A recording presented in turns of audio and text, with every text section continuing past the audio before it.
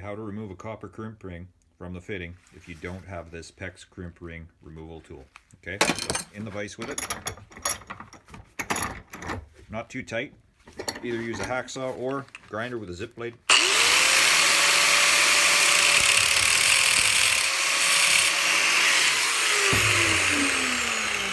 Flathead screwdriver.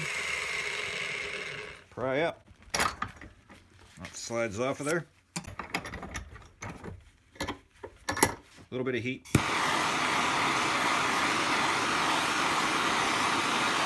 That's it. You want to use eye protection, of course, and gloves, ear protection when you're using that grinder. There it is, fitting good as new. Thanks for watching. Hope this helped.